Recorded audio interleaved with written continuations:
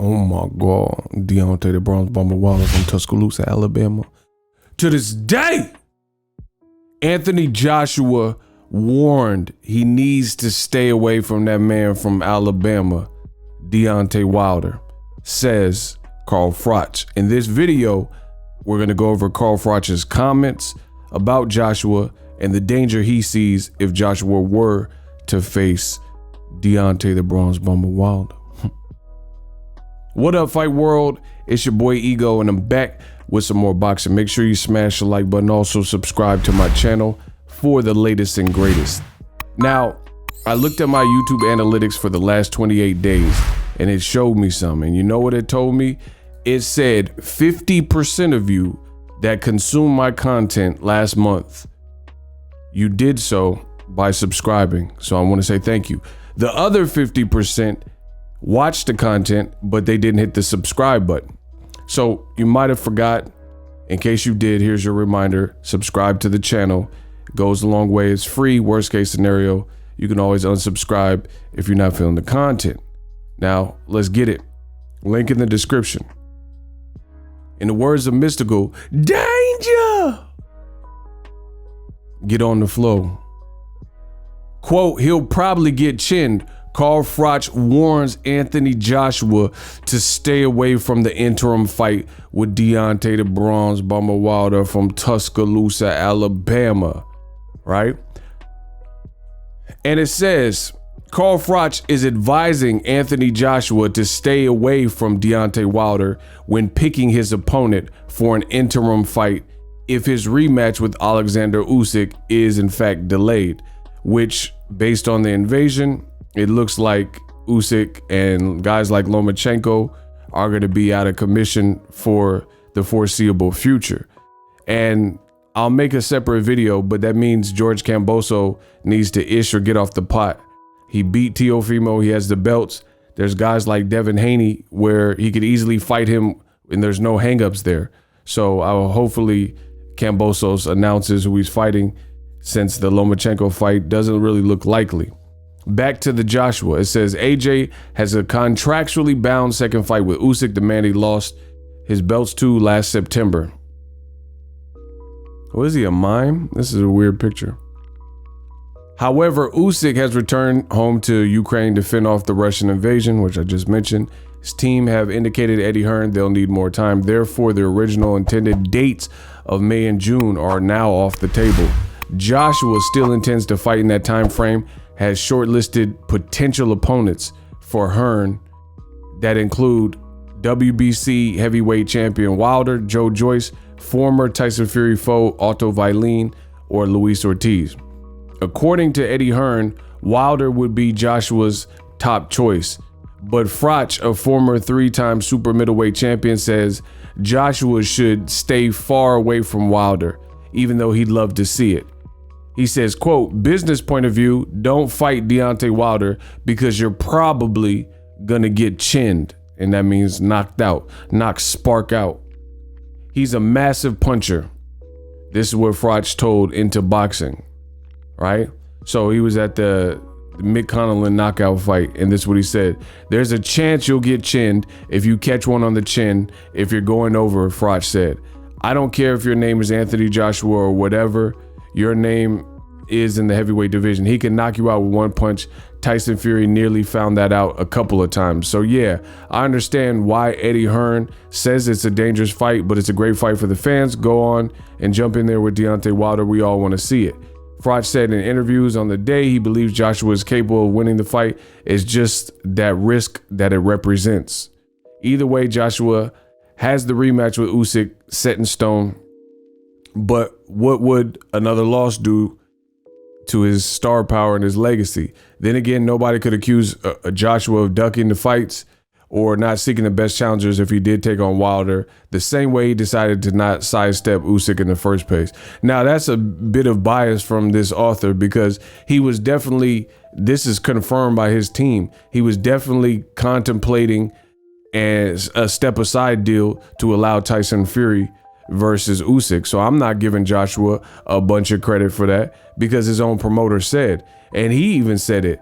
He said he asked for a crazy amount of money, But listen, I mean, if you knew you didn't want to do a step aside no matter what, then that's what you would say. A man got to be congruent with what he says. And at the end of the day, either you're willing to step aside or you're not. And it's just like, for example, if we're talking about strong men with convictions, look no further than Muhammad Ali. Rumble, young man, rumble. I shook up the world, right? He said he wasn't fighting that war, period.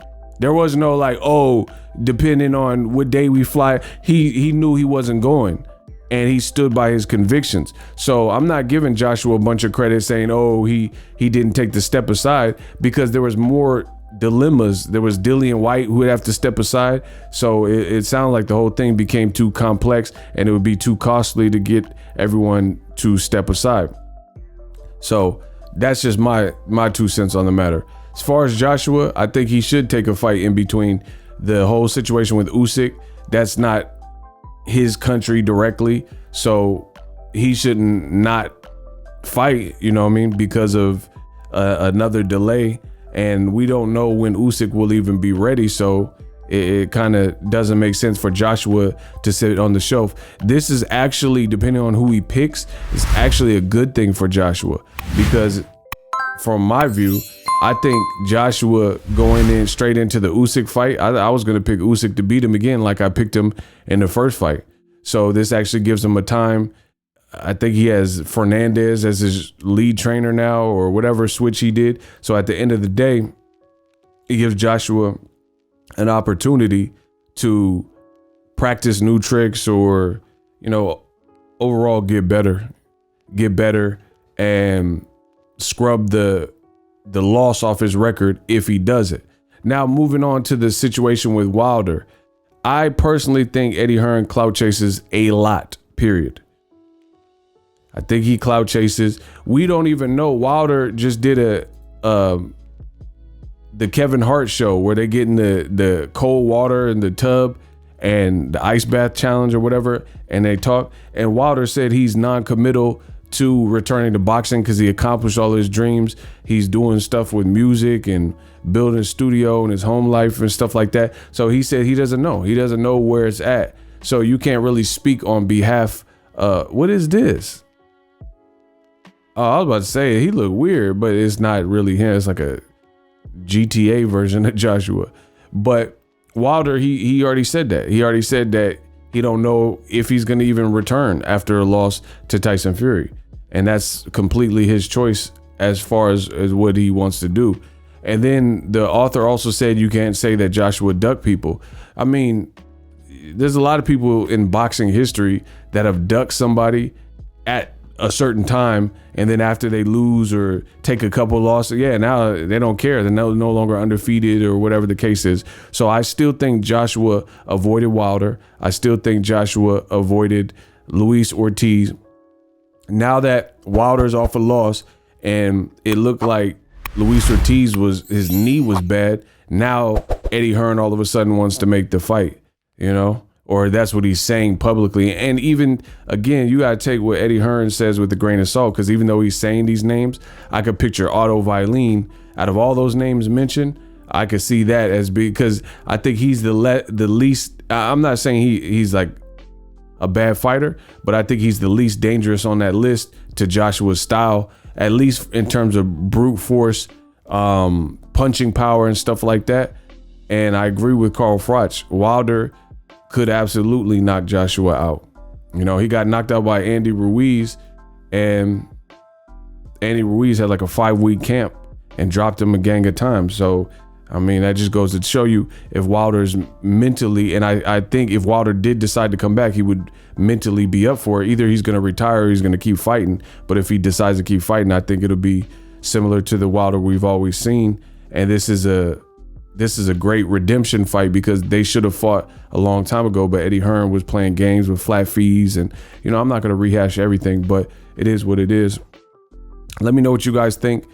Wilder versus Joshua is still a great fight if it were to happen, but I can't really go off of anyone speaking on behalf of Deontay Wilder at the moment. I want to hear from him that it's a possibility, but if they did fight, I definitely could see Wilder potentially knocking Joshua out if he decides. So I highly doubt that fight is next. That's my 2 cents. Let me know what you guys think. Subscribe to the channel. Hit 'em up. The future is now.